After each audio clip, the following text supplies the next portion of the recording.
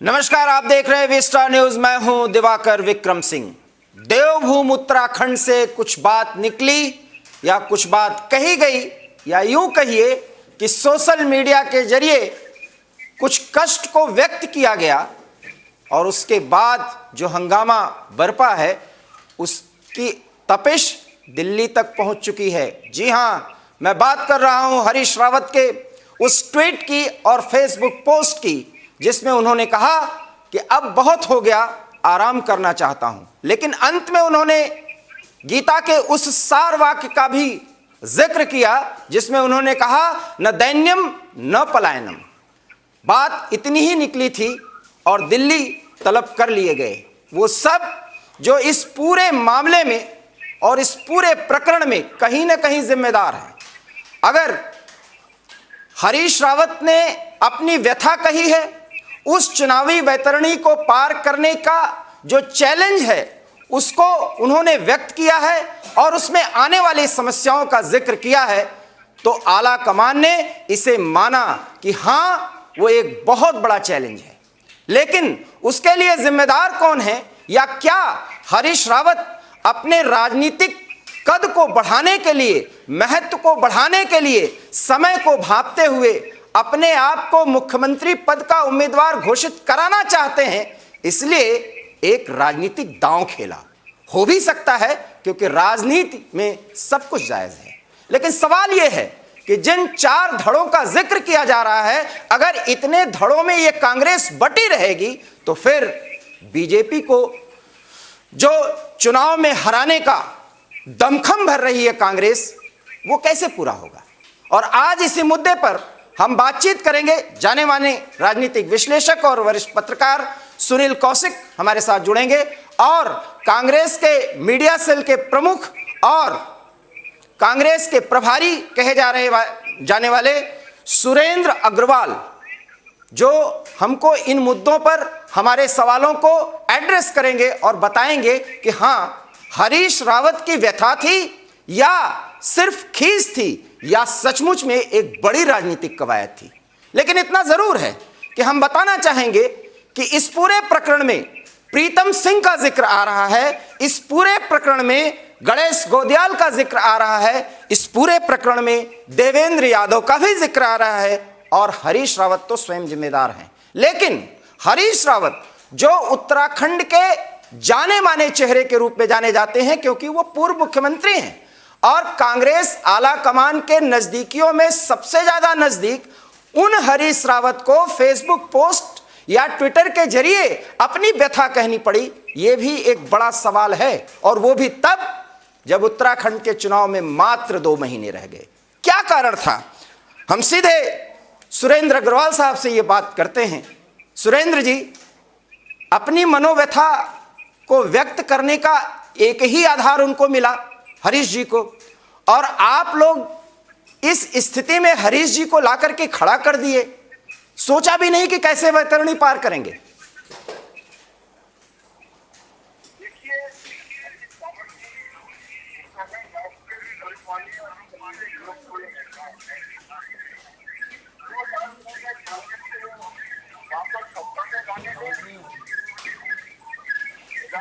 निर्माण में उनका महत्वपूर्ण योगदान रहा है। मैं तो चाहती हूँ और हमने निर्माण को संघर्ष करते हुए देखा है जी। और पिछले दिनों में जो सब कुछ यहाँ हो रहा है उसको करके जी, आपने प्रदेश कांग्रेस कमेटी का अध्यक्ष बना दिया जी।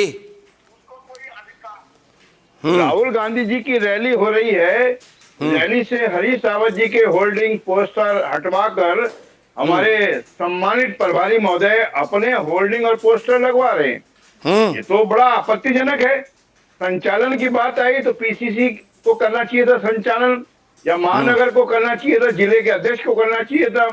वो भी स्वयं प्रभारी महोदय खुद करना चाहते हैं और ये आभार देना चाहते हैं कि जो कुछ है प्रभारी हैं। जहां तक हम समझते हैं कि प्रभारी का काम तो कोऑर्डिनेट करना है जी, सबके बीच में सामंजस्य बिठाना है। यदि प्रभारी खुद कहीं पार्टी हो जाएं और वो भाजपा के हाथों में खेलते हुए कांग्रेस के कार्यकर्ता को दिखते हैं तो निश्चित है कि विरोध तो होगा, आपत्ति तो प्रकट करी जाएगी। हरीश रावत वो शख्स हैं जिन्होंने बुरे से बुरे वक्त में कांग्रेस का झंडा नहीं छोड़ा होगा। 2002 में तमाम मेहनत के बाद कांग्रेस की सत्ता में वापसी संभव हुई। उनके हाथ से मुख्यमंत्री की कुर्सी छीन ली गई, वो फिर भी अपना धैर्य नहीं खोया। 2012 में पुनः ये हुआ कि उन्होंने तमाम मेहनत करी और किसी और को मुख्यमंत्री की कुर्सी छोड़ दी गई और अब फिर वही षड्यंत्र हो रहा है। भाजपा तो चाहती है कि कांग्रेस की सत्ता में वापसी में बाधा उत्पन्न हो और यदि कोई बड़ी ताकत, कांग्रेस की कोई बड़ी ताकत उनके मंसूबों को पूरा करने के लिए उनके हथकंडों का, उनके साजिश का हिस्सा बनती है तो कांग्रेस के कार्यकर्ता का विरोध करना स्वाभाविक है। और हरीश रावत जी ने तो बहुत धैर्य से काम लिया है। उन्होंने निश्चित रूप से अपनी सुरेंद्र अग्रवाल जी, आप जो है वो हरीश रावत की व्यथा को और आगे बढ़ा रहे हैं और ये तय हो गया कि आप हरीश रावत जी के खेमे के हैं सर। और चूंकि आप कांग्रेस के वरिष्ठ नेता हैं, कांग्रेस के खेमे, और हम कांग्रेस के खेमे के हैं, हम कांग्रेस के खेमे के हैं। जी कांग्रेस का खेमा क्यों नहीं मानते? ये तो आप लगता है, मैं एक वाक्य का जिक्र करता हूं, के प्रवक्ता हो गए। मैं एक वाक्य का जिक्र करता हूं, भाजपा के प्रवक्ता हो गए। सुन तो लीजिए, पूरी बात सुन लीजिए सर जी, मेरी बात सुन लीजिए।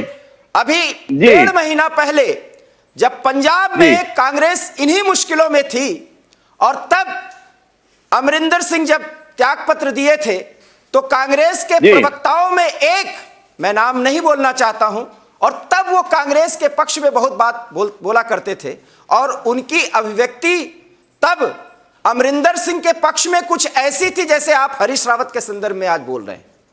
मैं एक निवेदन कर दूं आपसे, मैं पूरी बात कर लूं। एक ऐसी स्थिति आई, मैं आपका मेहमान हूं, मुझे पूरा मौका मिलना चाहिए, मैं आपका मेहमान हूं। मैं पूरी बात आपको बोलने दूंगा और आप सच बोल रहे हैं क्योंकि हरीश रावत उत्तराखंड की राजनीति के हस्ताक्षर पुरुष हैं, ये मैं स्वीकार करता हूं। तभी और उन हरीश रावत को आज ये स्थिति आ गई कि वो ट्विटर के जरिए अपनी मनोव्यथा कहें, वो फेसबुक पोस्ट डाल करके उस चुनावी वैतरणी को पार करने की बात कहें जिस चुनावी वैतरणी को पार करने के लिए वो इतना आगे आए। उन्होंने कितना त्याग किया, शायद इसको समझा ही नहीं गया। सवाल यह है कि आलाकमान ने तलब कर लिया है सबको, लेकिन इस खेमेबंदी के साथ जब 4 पिलर अपने हिसाब से उत्तराखंड की राजनीति को, कांग्रेस की राजनीति को विशेषकर एक दिशा देना चाहते हैं, उसकी दशा क्या होगी ये तो सहज है। लेकिन आप सारा गुस्सा देवेंद्र यादव पर निकाल रहे हैं तो सीधा सीधा हमला तो आपका आलाकमान पर है। आप इसको आला कमान के ऊपर तो हमें पूरा विश्वास है। आपने शायद मेरा पूरी बात, आपने मुझे मौका नहीं दिया कहने का। आप बोलिए सर, आपने बीच में इंटरप्ट कर दिया। आप बोलिए जी। मैं छात्र राजनीति से आया हुआ बहुत छोटा कार्यकर्ता हूं और मैं हमेशा 2 टिकट अपनी जेब में रखता रहा हूं, एक तो रेल का और जेल का, एक रेल का और जेल का। हमने हरीश रावत को कांग्रेस का झंडा उठाते हुए बचपन से देखा है। छात्र राजनीति से आया हुआ व्यक्ति हूं, छात्र आंदोलन से आया हूं। मैं कोई ठेकेदारी करके नेता नहीं बना हूं। मैंने कई बार जेल जाके देखा है, राज्य आंदोलन में गया हूं, छात्र आंदोलन में गया हूं, विश्वविद्यालय में गया हूं, लखनऊ विश्वविद्यालय के आंदोलनों में भी मैं साथ हाजिर रहा हूं। तो मुझको आप वो ठेकेदार वाला राजनीतिक ना समझें।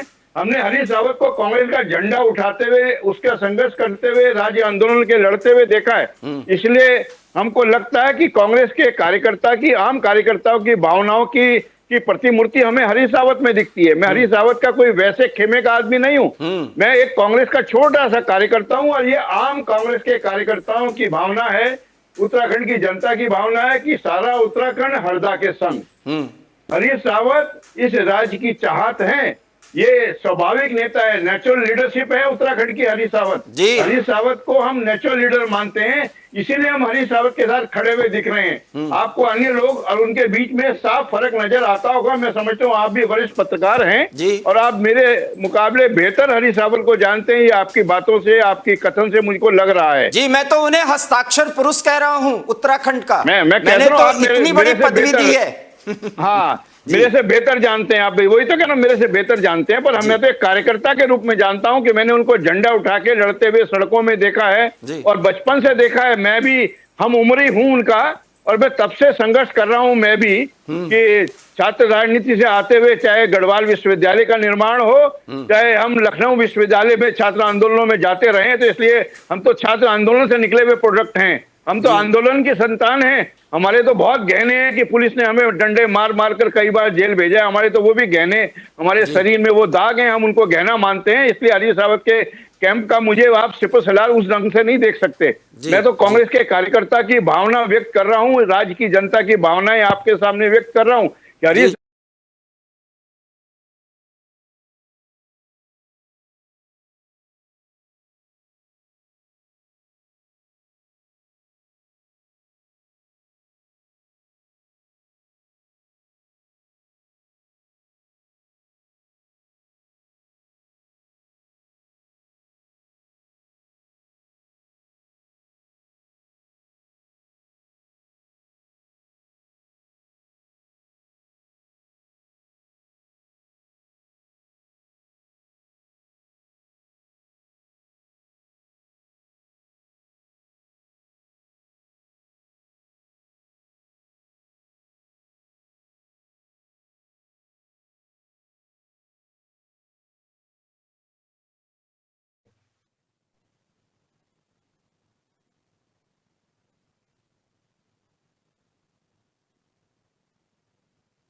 सोचना ही पड़ेगा, हालांकि तलब कर लिए गए हैं, ये सब पहुंच चुके हैं, ये जानकारी भी मैं आपको दे रहा हूं डॉक्टर कौशिक। लेकिन हरीश रावत गुट पूरी तरह से सक्रिय हो गया है और आप तो देख रहे हैं कि मीडिया पर एक सीनियर कांग्रेसी नेता किस तरीके से उन लूप होल्स का जिक्र कर रहा है जो वास्तव में इस पूरे फैक्टर के लिए जिम्मेदार है। देखो दिवाकर साहब, बिल्कुल बड़ा बारीकी से उत्तराखंड की राजनीति को समझना पड़ेगा जी। और यदि आप उसका जिक्र करें तो मैं कह सकता हूं कि रावत जी का लगभग 4 दशक से वहां पूरा अपना वर्चस्व कायम है। और 2017 में यदि कांग्रेस टूटी हो या 2012 में कांग्रेस यदि टूटी कांग्रेस, तो इसका वजह भी रावत जी थे, क्योंकि जहां एक ही लीडर ये सब कुछ दिखाने का प्रयास करे, सब कुछ मैं ही हूं और मुझे पूर्ण आशीर्वाद राष्ट्रीय नेतृत्व का है, तो ये लोकतंत्र में नहीं चल सकता। और आप देखेंगे कि राजस्थान और मध्य प्रदेश में भी यही हुआ कि दूसरे स्तर की पीढ़ी ने जब वर्क किया, काम किया, तो सत्ता में वापस कांग्रेस की हुई। लेकिन कब्जा किसने किया? वह जो 4-5 दशक से वहां अपना जिस तरीके से वर्चस्व कायम किए हुए थे, चाहे छत्तीसगढ़ की बात करें, चाहे हम पंजाब की बात करें। जब पंजाब के समय जब रावत साहब लौट के आए, तो मेरी जब दिल्ली में वार्ता हुई, तो उन्हीं बातों का जिक्र कर रहे थे जिसका वो विरोध कर रहे थे, यार खुद रावत साहब कर रहे हैं। मैं बिल्कुल स्पष्ट शब्दों में कह, आज जब पंजाब में ये बात स्वीकार नहीं हो सकती थी और आप वहां के प्रभारी थे, तो उसी लाइन पे आप बढ़ने का क्यों प्रयास कर रहे हैं? बहुत बड़ी दूसरी बात कि जब जब कांग्रेस टूटी है, तब आप देखिएगा, उस प्रदेश की समीक्षा कर लीजिएगा, ऐसे लोगों की वजह से टूटी है जो चाहते हैं कि सिर्फ जीवन के अंतिम सांस तक वर्चस्व हमारा ही कांग्रेस पर रहे। तो ये समझना पड़ेगा कांग्रेस के लीडर को। अग्रवाल साहब की बात से मैं बिल्कुल सहमत नहीं, इसलिए सहमत नहीं हूं कि हाँ, आपकी लीडरशिप हो सकती है, छात्र राजनीति से हो सकती है, पर उसका भी एक समय होता है ना। दूसरे जो राजनीति आप करने था, दूसरी पीढ़ी को आप कैसे सत्ता सौंपेंगे? जब तक आप ये चाहते हैं कि हम जब तक बिस्तर पे न पहुंच जाए, तब तक हमारा वर्चस्व रहे। बिल्कुल, ये कभी किसी राजनीति में नहीं हो सकता। दूसरी बात, उत्तराखंड में जब मुख्यमंत्री बदले जा रहे थे जी, तब कांग्रेस के तमाम लीडर वहां पड़े हुए थे दिल्ली में, कोई मतलब ही नहीं था उसे, और केवल अपनी वर्चस्व को कायम रखने के लिए जब इंदिरा हृदय जी जब जाती हैं इस दुनिया को छोड़ करके, जब नेता प्रतिपक्ष की लड़ाई कहां तक जाती है, ये समझना पड़ेगा कांग्रेस को कि यदि प्रदेश अध्यक्ष मेरा होगा तो कांग्रेस प्रतिपक्ष नेता उस गुट का होगा। और यदि 2 दशक की मैं बात, 20 साल की बात करूं उत्तराखंड में, तो 4 से 5 ऐसे गुट हैं वहां कांग्रेस में, सबको दिखता है गुट है। और प्रभारी बनाने का मतलब ये नहीं होता है कि प्रभारी पर उंगली उठने लगे। प्रभारी यदि कोई डिसीजन लेता है तो वो अपने संयम से और राष्ट्रीय नेतृत्व के हिसाब से लेता है। ये रावत जी ने स्वीकार किया था पंजाब से लौटने के बाद, जी। तो राष्ट्रीय नेतृत्व जो चाहता है वही हमें करना पड़ेगा। जी। और राष्ट्रीय नेतृत्व की जो टीम चाहती है, प्रभारी का काम यही होता है कि सामर्थ्य दोनों लोगों में बिठाए। लेकिन आज प्रभारी ये वहां जाती है तो प्रभारी पे उंगली उठने लगती है। तो ये अपने ऊपर कोई बात आती है तो आप उसका रास्ता बदल लेंगे। जब वहां के लोग आए थे, वहां पंजाब के, सुरेंद्र अग्रवाल साहब कुछ कहना चाह रहे हैं, कुछ कहना चाह रहे हैं, आपको रोकूंगा और आप पूरी बात करेंगे। सुरेंद्र जी आप अपनी बात रखें, इसके पहले मैं बता दूं कि पूरी बात सुन लीजिए सर।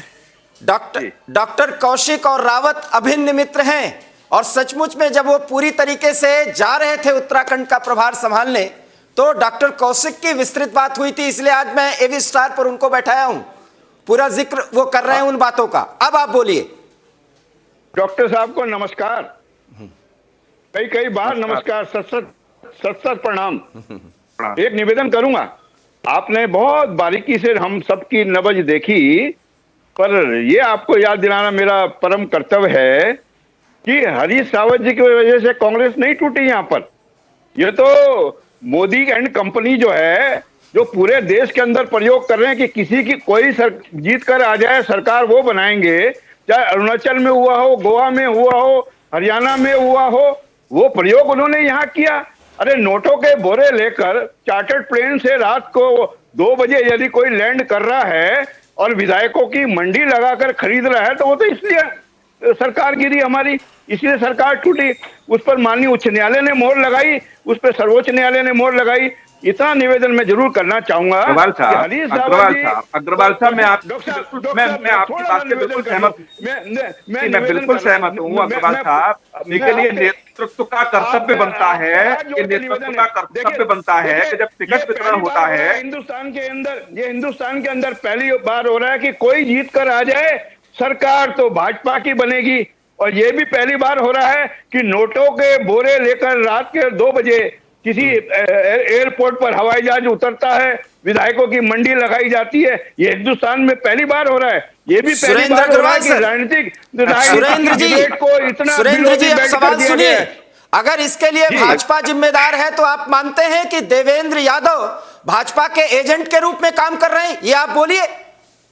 देखिए, आम कार्यकर्ता में जो भावना है वो ये निश्चित रूप से कोई ना कोई बड़ी ताकत कांग्रेस की सरकार की वापसी में बाधा उत्पन्न करना चाहती है। मैं निवेदन कर दूं, ये कांग्रेस के आम कार्यकर्ता की ये भावना है, कोई ना कोई बड़ी ताकत कांग्रेस की सरकार की उत्तराखंड में वापसी में बाधा उत्पन्न करना चाहती है। हमने एक प्रभारी पहले देखा था वीरेंद्र सिंह के रूप में, जो हमारे प्रभारी थे, बाद में भाजपा में शामिल हो गए, भाजपा में केंद्रीय मंत्री बन गए। हम दूध के जले हैं साहब, हम दूध के जले हैं, इसलिए हम अपनी भावनाओं को थोड़ा व्यक्त करने में थोड़ा जल्दबाजी कर रहे हैं। डॉक्टर साहब हम पे रहम करिए। हमने 2002 में भी धोखा खाया, हमने 2012 में भी धोखा खाया, हमने उसके बाद भी धोखा खाया। और नहीं, सवाल ये है कि देवेंद्र यादव के खिलाफ जो बातें आप कह रहे हैं और प्रकारांतर से भाजपा को उसमें इन्वॉल्व बता रहे हैं, तो देवेंद्र यादव वही कर रहे हैं जो भाजपा चाह रही है, यही कहना चाह रहे हैं ना। मैंने कहा ना,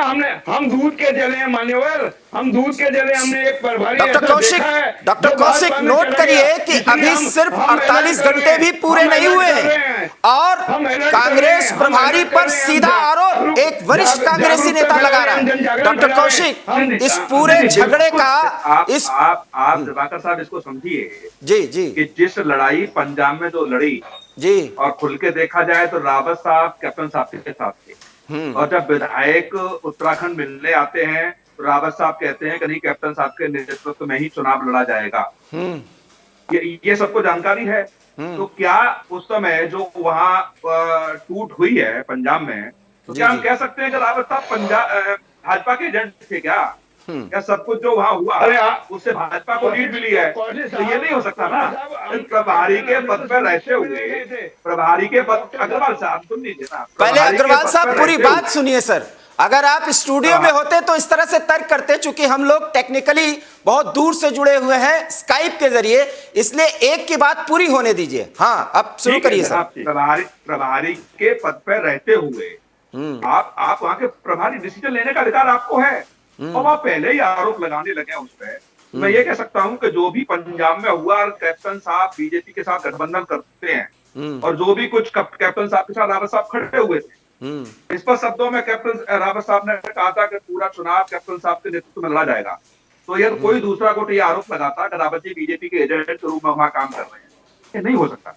यह तो कोई प्रभारी बना के भेजा है, राष्ट्रीय नेतृत्व लगातार संपर्क में है, और यदि ऐसा कुछ लगता है कि प्रभारी की क्रियाकलाप हमारी पार्टी के विरोध में है, तो आप मैं अपने पीसीआर सहयोगी से कहूंगा कि डॉक्टर कौशिक के विंडो को सही करने की कोशिश करें, क्योंकि उनका चेहरा नहीं सामने आ रहा। खैर, हाँ, अपनी बात पूरी करिए, अपनी बात पूरी करिए। मैं वही कह रहा हूँ कि यह तो राष्ट्रीय नेतृत्व को से लगता है तो आप शिकायत कर सकते थे, बिल्कुल। लेकिन आप सीधे सोशल मीडिया पे आकर और सीधा ये आरोप प्रत्यारोप करें कि नहीं साहब वो भाजपा की तरह काम कर, ये नहीं हो सकता। दूसरा, अग्रवाल साहब ने ये कहा कि साहब हम बड़ा चले हुए हैं, 2007 की बात की, 12 की बात की, 17 की बात की, कि हम टूटे हुए हैं। मैं सीधा सा बताऊं तो इसका भी जिम्मेदार नेतृत्व होता है। ये तो नेतृत्व अपनी टीम को न संभाल पाए, जिस नेतृत्व को टिकट वितरण का अधिकार दिया गया हो, चुनाव जिताने का अधिकार दिया गया हो, और अंतिम समय में वो आपकी पार्टी छोड़ के चली जाए, तो उसका जिम्मेदार कौन होगा? क्या राजस्थान में, मध्य प्रदेश में आपने नहीं देखा कि कल्पनाथ राय साहब जबरदस्ती अड़के मुख्यमंत्री हम बने रहेंगे, नहीं दिया तो क्या हुआ? सरकार बदली गई ना वहां पे। राजस्थान में क्या हुआ? राष्ट्रीय नेतृत्व ने पूरा प्रयास किया संभालने का। तो राष्ट्रीय नेतृत्व को इतना अधिकार है, सब समझते हैं, तो कम से कम ये समझने का मौका मिलना चाहिए। कोई ऐसा कोई कदम प्रभारी के रूप में देवेंद्र यादव वहां लाते हैं, तो उसके लिए राष्ट्रीय नेतृत्व बैठा हुआ है, घर में बैठ के बात होगी। लेकिन मुझे जहां तक लगता है कि सोशल मीडिया के माध्यम से इस तरीके की बातें आने लगे, तो आप समझिए राजनीति बहुत गहरी है, और रावत साहब राजनीतिक राष्ट्रीय नेतृत्व को दबाव में लेने का प्रयास कर रहे हैं सोशल मीडिया के माध्यम। हाँ, जवाब दीजिए अग्रवाल साहब कि आप सिर्फ दबाव की राजनीति कर रहे हैं। अरे, आप दबाव की राजनीति को क्यों देखते हैं? आप ये नहीं देख रहे कि कैप्टन अमरिंदर सिंह सबसे पहले मिलने मोदी जी पे गए, अमित शाह पे गए, डोभाल जी पे गए, क्या करने गए थे? आपको खेल समझ में नहीं आया क्या? वो खेल सफल दिख रहा है, एक छोटे से छोटे आम जनता को दिख रहा है कि पंजाब में कैप्टन अमरिंदर सिंह को किस प्रकार से धमकाया गया, किस प्रकार से पहले पाकिस्तान से किसी महिला से संबंध होने की बात की, फिर वो एनएसए से मिलने भेजा गया, कोई रिपोर्ट दबाई गई, कभी ईडी को इस्तेमाल किया गया, कभी सीबीआई को इस्तेमाल किया गया, कभी इनकम टैक्स को इस्तेमाल किया। ये पूरी पहली बार हो रहा है हिंदुस्तान में लोकतांत्रिक प्रक्रियाओं का हनन किया जा रहा हो, जहां पर धमकाया जा रहा हो। ऐसे अवसर पर आप स्थानीय यही तो अग्रवाल साहब मैं कहना चाह रहा हूँ, यही तो अग्रवाल साहब मैं कहना चाह रहा हूँ कि जो कुछ बीजेपी के साथ दिख रहा है कैप्टन साहब का, रावत साहब ने खुल के कैप्टन साहब के लिए बैठक की थी वहां पे। सही बात, सही बात। अगर वहां के विधायक यहाँ मिलने के लिए आते हैं, तब भी रावत जी कहते हैं कैप्टन साहब के नेतृत्व में चुनाव लड़ा जाएगा। मैंने ये क्या है, क्या रावत जी बीजेपी के एजेंट रूप में काम कर रहे थे क्या? बस यही तो मैं पूछ रहा हूँ, यही सवाल तो कब से पूछ रहा हूँ। अरे डॉक्टर साहब, आप जानते हैं कि हिंदुस्तान की राजनीति में जो लोग बैठे हैं सत्ता के ऊपर काबिज कर वो किस प्रकार की हरकतें करते हैं, कैसे बिलो दी बेल्ट वार करते हैं, कैसे उन्होंने डिबेट का स्तर गिराया है, कैसे राजनीति का स्तर गिराया है। जिसको अटल ने कहा हो कि राज धर्म का पालन करो, उन्होंने अटल जी के 80 प्लस के साथ क्या व्यवहार किया हो। पहली बार हिंदुस्तान के अंदर ऐसे लोगों के हाथ में सत्ता आई है जो लोकतांत्रिक प्रक्रियाओं का हनन करना चाहते हैं, जो असहमति के स्वरों को चाहते हैं, जो दिवाकर साहब, अग्रवाल साहब को लगता है, मुझे लगता है कि अग्रवाल साहब को इंदिरा गांधी जी का कार्यकाल याद नहीं आ रहा है। बिल्कुल बिल्कुल, तो बातें जो चल रहा है इंदिरा गांधी जी के कार्यकाल को भी याद कीजिए। अग्रवाल साहब आप तो बहुत पुराने नेता है। अग्रवाल साहब, इंदिरा गांधी का 1971 भी तो याद करिए ना, अपने चीन के ऊपर बात करिए ना, चीन कैसे घुसा आ रहा है उस पर भी बात करिए। मैं राष्ट्रीय राजनीति की बात कर रहा हूँ। इस तरीके से आपकी नजर जो है व्यापक व्यवहार करना चाहिए। आपकी नजर को, आपको पीछे नहीं देखना है। अब वर्तमान में देखिए, आपको तो वर्तमान में देखिए चीन कैसे घुसा आया है। आप देखिए भूटान का सिक्किम का विलय कैसे कराया, गोवा का विलय कैसे कराया, वो भी देखिए। अग्रवाल साहब, सवाल मेरा सीधा है, बिल्कुल सीधा सा सवाल है कि सब कुछ बीजेपी करा रही है, जब रावत साहब ये जानते थे, जो वहां के नैया खवैया जो कह लीजिए तारनहार, उनको इस तरह से व्यथा व्यक्त करने की क्या जरूरत पड़ी थी? यही तो मैं पूछना चाह रहा हूं। यही तो मैं भी आपको कहने जा रहा हूं कि इतने वरिष्ठ नेता जो हैं उनके साथ कुछ तो अन्याय हुआ ही होगा जब उन्होंने अपनी व्यथा को ट्विटर के माध्यम से व्यक्त किया है। मैं भी तो यही निवेदन कर रहा हूं आपसे। अग्रवाल साहब, और डॉक्टर साहब हमारे तो सोनिया बुद्धिजीवी हैं, गांधी के डॉक्टर साहब को खासम तो खास व्यापकता में नजर घुमानी चाहिए। मेरी बात सुनिए, सोनिया गांधी के खासम खास राहुल गांधी पूरी तरीके से आदर करते रहे हैं। प्रियंका गांधी भी हरीश रावत का आदर करती हैं।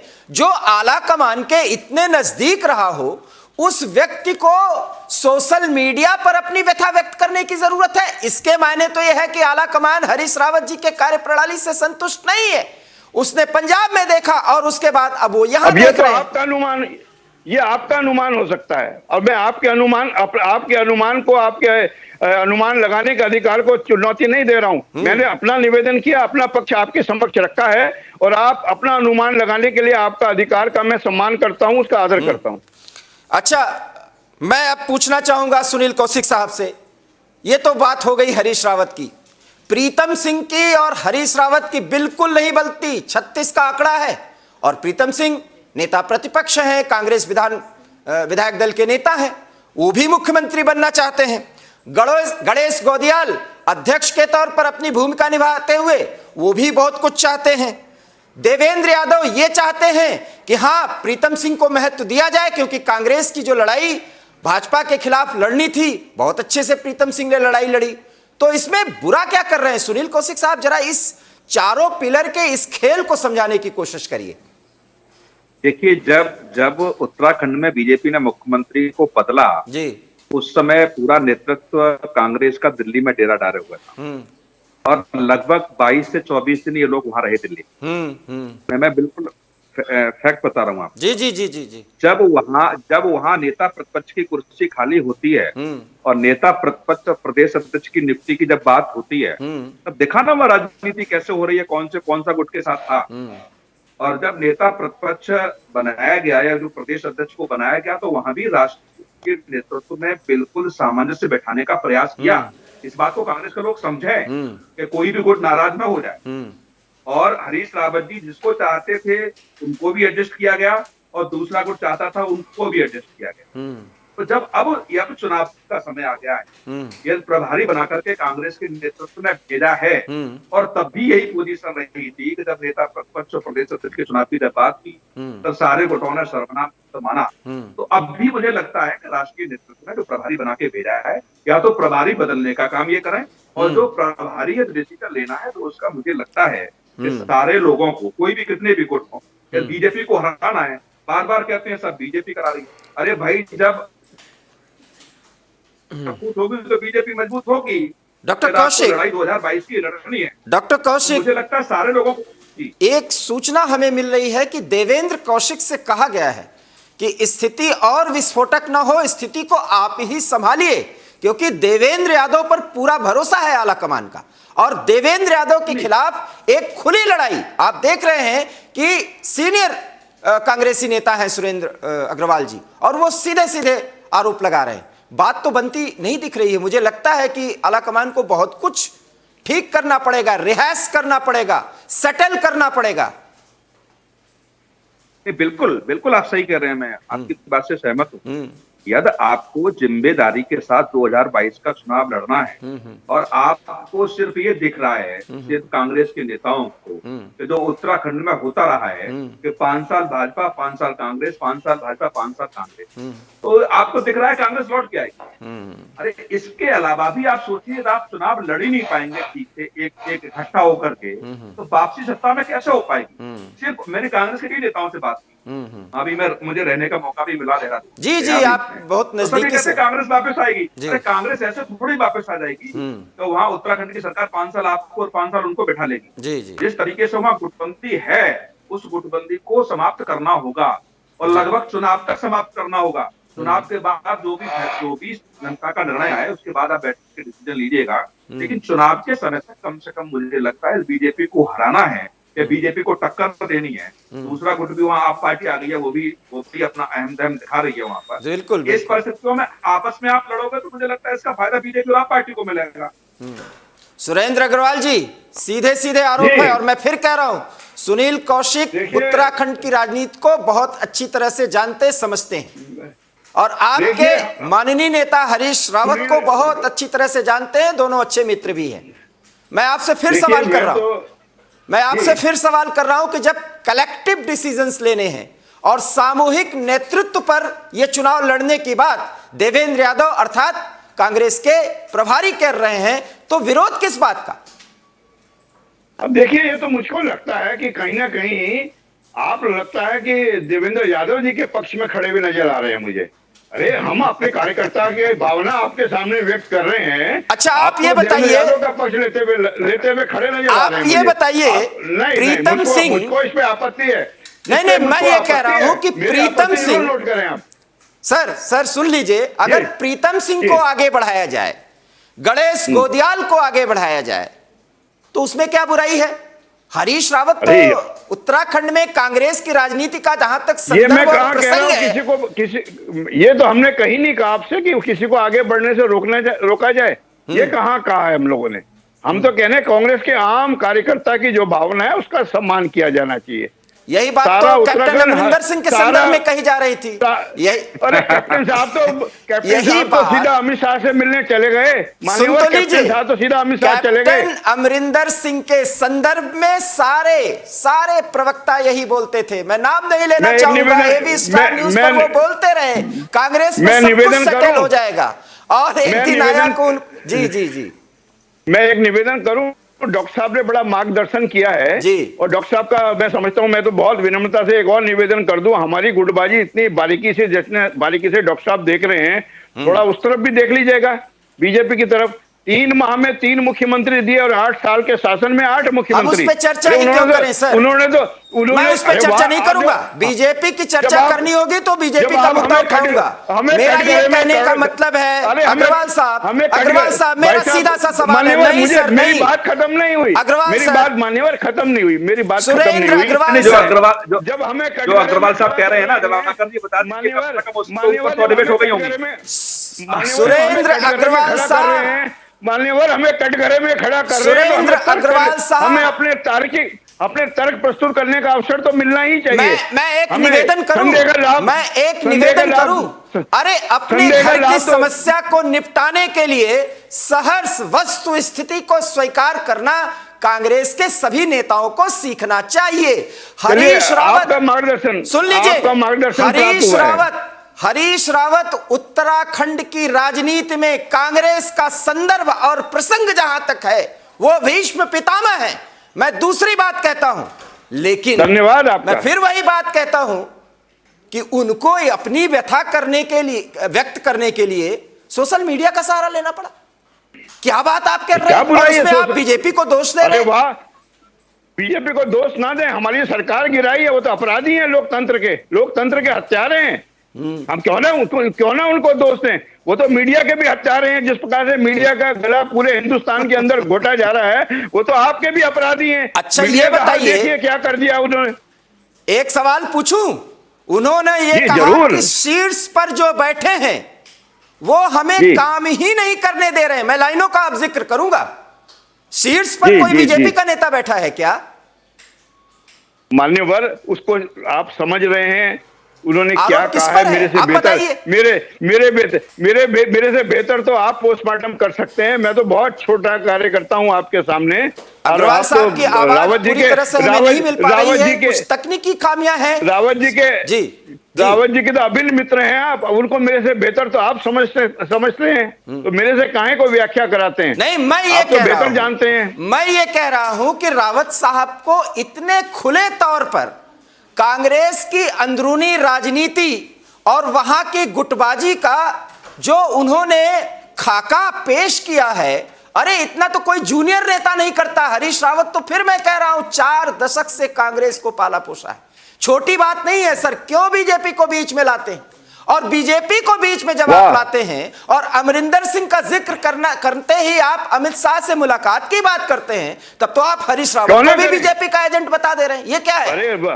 मान्यवर, आप अनुमान लगाने के लिए स्वतंत्र हैं, मुझे अनुमान लगाने के लिए आप रोकना चाहते हैं। ये भी लोग देखिए, लोकतंत्र में ये उचित नहीं हो सकता। ये असहमति का अधिकार जितना आपको है उतना मुझे भी है। मुझे आप तर्क रखने के लिए तर्क रखने का अवसर भी नहीं देना चाहते, मुझे पहले कटघरे में खड़ा करना चाहते हैं। आप देखिए, ये तो उचित नहीं है, ये तो अन्याय है मेरे साथ। मैं एक बात कहता हूं, गणेश गोदियाल और प्रीतम सिंह और प्रदेश प्रभारी और हरीश रावत जब आज आला कमान से एक मीटिंग हो उसके बाद कहे हम मिलकर लड़ेंगे, मुख्यमंत्री का चेहरा किसी को भी नहीं घोषित किया जाएगा, तो बुराई क्या होगी इसमें? चलिए, अरे आपके सुझाव पे गौर करेंगे हम सब लोग। आपने तो हमारा मार्गदर्शन भी कर दिया, यहाँ पे हमें कटघरे में भी खड़ा कर दिया, हमारा मार्गदर्शन भी कर दिया। अब आप नाराज हो गए। देखिए सुनील कौशिक जी बहुत करीने से नाराज हो रहे हैं सुरेंद्र अग्रवाल जी मुझसे। नहीं, बिल्कुल नहीं। मैं तो सम्मान करता हूँ आपका, बहुत आदरणीय है मेरे लिए, परम आदरणीय है आप। पर मुझे मेरा आदर के साथ अग्रवाल साहब से कहूंगा, मैं अग्रवाल साहब के बड़ा आदेश अनुरोध के साथ कहूंगा कि दूसरी पीढ़ी के लिए भी कुछ चीजें छोड़ते चलिए। सम्मान पाना है, कांग्रेस पार्टी को बचाना है, भाजपा जैसी पार्टी से लड़ना है, तो मुझे लगता है कि सेकंड पीढ़ी और थर्ड पीढ़ी तैयार करनी चाहिए और एक मार्गदर्शन संरक्षक की भूमिका में आप जैसे नेताओं को, रावत जी जैसे नेताओं को आना चाहिए। क्या आपको लगता है कि आला कमान इस स्थिति में है, और क्या आपको लगता है कि आला कमान की इस मीटिंग्स में सब कुछ तय हो जाएगा और हरीश रावत यूं ही मान जाएंगे? और अगर वो यूं ही मान जाएंगे तो इतनी व्यथा और इस अंदाज में व्यक्त करने की उनको जरूरत पड़ती? डॉक्टर कौशिक, देखो हरीश रावत जी उत्तराखंड की राजनीति के चाणक्य हैं, इस बात में कोई दो राय नहीं है, और वो राष्ट्रीय नेतृत्व को और प्रदेश को सारे अच्छे से समझते हैं और किस तरीके से उनको मैनेज करना है, किस तरीके से किनको प्रेशर में लेना है, जो उनसे अच्छा कोई नहीं जानता। तो मुझे लगता है कि जो भी ट्विटर पे आज उन्होंने लिखा है वो कहीं ना कहीं संदेश देने का प्रयास किया गया है, क्योंकि जब नेता प्रतिपक्ष और प्रदेश अध्यक्ष की नियुक्ति का मामला था तो मुझे लगता है कि उस समय रावत जी को समझा दिया गया था, जहां तक मैं समझ पा रहा हूँ। लेकिन अब लड़ाई आ गई है कि चेहरा कौन होगा, तो इसको रावत साहब जाने देना नहीं चाहते। और मुझे लगता है कि एक कुछ दिन बाद एक मार्मिक बयान भी रावत साहब का आएगा कि ये मेरे जीवन का अंतिम चुनाव होगा और मैं अंतिम बार इस प्रदेश की सेवा करना चाहता हूँ। इस तरीके की उनकी कुछ रणनीति होगी और मुझे लगता है कि उत्तराखंड की जनता के लिए उनको एक पत्र भी वो लिखेंगे। नहीं तो उसके बाद इसका मतलब है कि आला कमान से ये संकेत मिल जाएगा कि हाँ आप इस तरह से करिए। नहीं, मार्मिक संदेश जनता के लिए जाता है जी। और जब कोई व्यक्ति ये कह दे कि मेरा अंतिम चुनाव है तो जनता भी थोड़ी मोटिवेट होती है, कहते थे इतना वर्षों तक सेवा की है और अंतिम चुनाव रावत जी का है तो कुछ किया जाए। और दूसरा बात का दूसरी पीढ़ी को समझाने का भी ये प्रयास होता है कि इसके बाद अंतिम चुनाव के बाद आप ही सर्वे सर्वा होंगे, ये बीच का रास्ता निकालने का प्रयास होता है। लेकिन मुझे नहीं लगता कि इस चीज से प्रदेश के नेतृत्व जो वहां कर रहे हैं, जो 4 गुट है वहां पे, वो इस बात को लिए सहमत होंगे। लेकिन ये जहां तक मैं अपने सूत्रों से कह सकता हूं कि इसके आगे भी सोशल मीडिया के माध्यम से रावत जी की लड़ाई जारी है। सुन लीजिए, ये सूत्रों के मुताबिक जो जानकारी मिली है, डॉक्टर कौशिक ने कह दी कि वो जारी रखेंगे और एक समय आएगा बिल्कुल चुनाव के नजदीक कि वो एक मार्मिक अपील करेंगे कि मेरा आखिरी चुनाव है और कांग्रेस का चुनावी वैतरणी हमें पार करना है। और शायद ये संकेत मिला होगा आला कमान की तरफ से, तो कुछ तो आपको शांति मिल रही होगी अग्रवाल साहब ने तो। नहीं, डॉक्टर साहब तो अभिन्न मित्र हैं, तो मेरे से बेहतर जानते हैं हरीश रावत जी को। अब मैं क्या उस पर टिप्पणी कर सकता हूँ। बहुत बहुत धन्यवाद आप दोनों का। मैं तो धन्यवाद ही दूंगा डॉक्टर साहब। बहुत बहुत धन्यवाद। आपने सुना कि उत्तराखंड की राजनीति किस तरीके से तेजी से बदल रही है और डॉक्टर हरीश रावत का ये प्रेशर टैक्टिस कितना कारगर होगा ये भी समय बताएगा। लेकिन डॉक्टर सुनील कौशिक, जो हरीश रावत के अभिन्नतम मित्रों में से एक पत्रकारों में माने जाते हैं, उनका भी मानना है कि डॉक्टर रावत आखिरी ओवर का आखिरी कुछ गेंद खेल रहे हैं और अभी वो सोशल मीडिया पर ये लड़ाई जारी रखेंगे। मतलब आप समझ सकते हैं कि आला कमान ने जिस तरीके से सबको तलब किया है, कोई भी नहीं मानने वाला, और वहां पर यह गुटबाजी कहीं कांग्रेस को आने वाले इस चुनाव में मुश्किलों में न डाल दे और भाजपा उसका फायदा उठा ले। एबी स्टार न्यूज उसकी परख करता रहेगा और तब तक हमें दीजिए इजाजत। और जब तक वहां तक की घटनाएं घटती हैं, देश दुनिया की तमाम खबरों के लिए आप देखते रहिए विस्टार न्यूज। दीजिए इजाजत, नमस्कार।